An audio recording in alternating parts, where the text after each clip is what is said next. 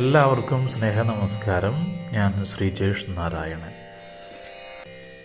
യദാ സംഹരത്തെ ഛായം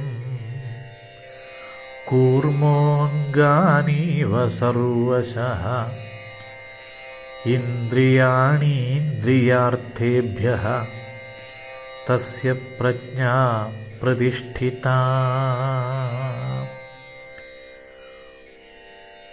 കൂർമ്മ എന്ന് വെച്ചാൽ ലാമ. കൂർമ്മ, മത്സ്യക്കൂർമ്മ, വരാഹം എന്നൊക്കെ പറയില്ലേ നമ്മൾ. അപ്പോൾ അതിൻ്റെ അത് കൂർമ്മം എന്ന് വെച്ചാൽ ലാമ.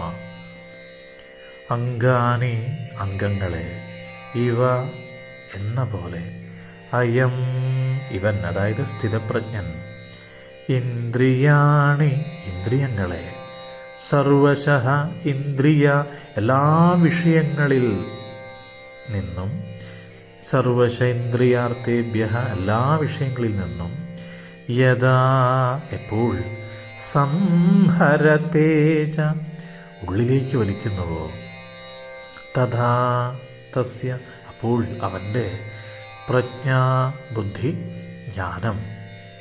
അതായത് ഈ ആമമോതിരം ധരിക്കുന്നവർ പ്രത്യേകിച്ച് മനസ്സിലാക്കേണ്ടുന്ന ഒരു കാര്യം കൂടിയുണ്ട്. ആമമോതിരത്തെ പറ്റിയിട്ടല്ല കേട്ടോ പറയണത്. ഇവിടെ സ്ഥിതപ്രജ്ഞൻ്റെ പറ്റി ഭഗവാൻ അർജുന് പറഞ്ഞു കൊടുക്കുന്ന ഒരു ശ്ലോകമാണ്. അപ്പം അതിൽ നിന്നും ഒരു അർത്ഥം എടുക്കുന്നു എന്നേ ഉള്ളൂ.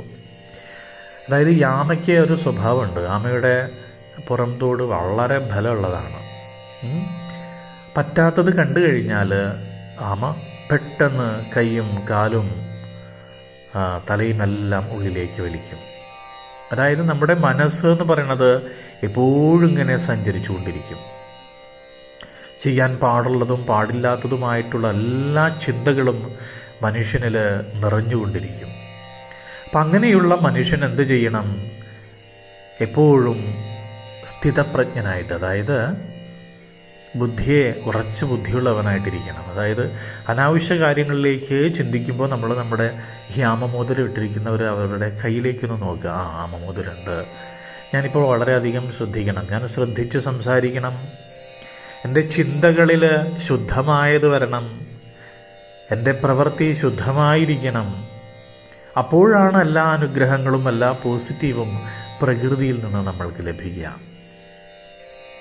അതല്ലാതെ ഈ കൂർമ്മത്തിൻ്റെ ഇതിട്ടിട്ട് എല്ലാ തെറ്റുകളും എല്ലാ മോശപ്പെട്ട കാര്യങ്ങളും ചെയ്തിട്ട് പോസിറ്റീവ് എനർജി ഉണ്ടാവും എന്ന് ധരിക്കരുത്.